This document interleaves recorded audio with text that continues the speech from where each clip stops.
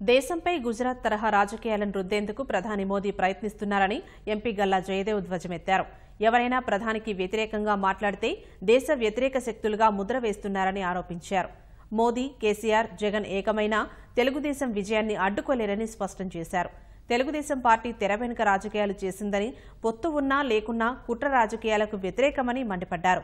తనపై ఐటీ దాడులు చేయిస్తున్నారనే వార్తల్లో వాస్తవం లేదన్న ఎంపీ సన్నిహితుల ఇళ్లలో సోదాలు జరిపారని వెల్లడించారు.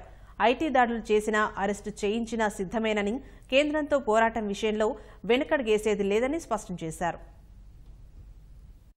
విమర్శ చేస్తూ ఉంటారు, ఎప్పుడు అలయన్స్ లేకుండా వెళ్ళరని.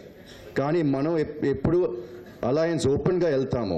బయట ఒకటి చెప్పి మన లోపల ఒకటి చేసేది అది నేను ఎప్పుడు చూడలేదు. తెలుగుదేశం పార్టీలో కేసీఆర్తో కలిసి, ఓవైసీతో కలిసి, జగన్ సపోర్ట్ చేసి ఇప్పుడు ఆంధ్రప్రదేశ్లో మళ్ళా చంద్రబాబు నాయుడు గారు రాగద్దని అన్ని ప్రయత్నాలు చేస్తున్నారు. నరేంద్ర మోడీ, అమిత్ షా, అజిత్ డోవల్ వీళ్ళ ముగ్గురు ఒక ట్రయాంబరేట్.